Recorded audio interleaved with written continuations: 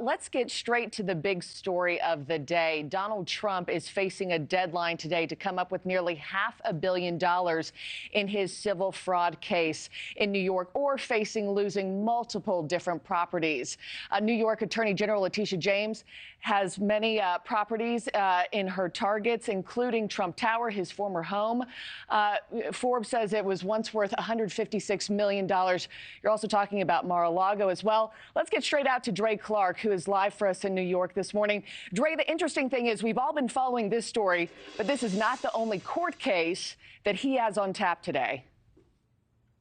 No, Markie, good morning. We're actually following two big cases here concerning Donald Trump. The first one happening this morning when the former president is expected to be in the courtroom when his hearing gets underway at 10 a.m. here at the courthouse behind me in Lower Manhattan. This case related to his hush money payments and as well as a document dump.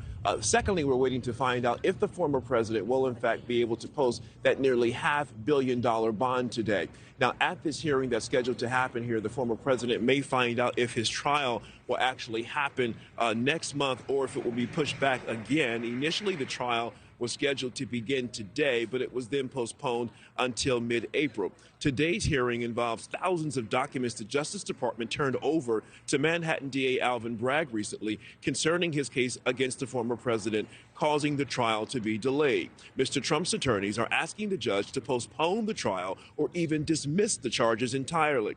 The former president is accused of illegally making hush money payments to Stormy Daniels. Daniels claims she had a sexual relationship with Mr. Trump and was paid to keep quiet days before the 2016 election.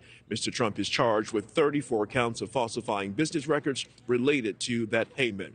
Meanwhile, New York Attorney General Letitia James may take action today against Mr. Trump. The former president has to post bond on for $464 million as part of a civil penalty he was given after a judge determined he committed fraud by providing false information to banks when applying for loans.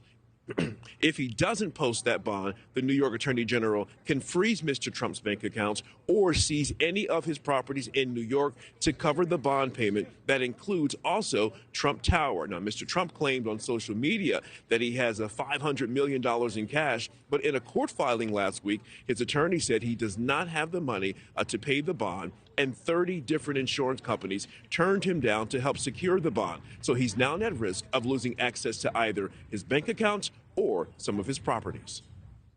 Maybe he's going to try to negotiate a deal at the last minute, but her path, like everything in the Trump legal world, is not so simple and straightforward, right? Because there are a series of steps that she could take, and there are counter moves that he still has. Before any property is ultimately seized and taken to possession by the Attorney General.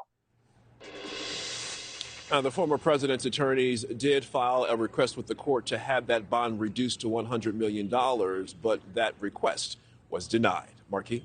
Thanks for watching, everybody. Go to joinnn.com to find NewsNation on your television provider. Also, don't forget to click that red subscribe button below to get more of NewsNation's fact-driven, unbiased coverage.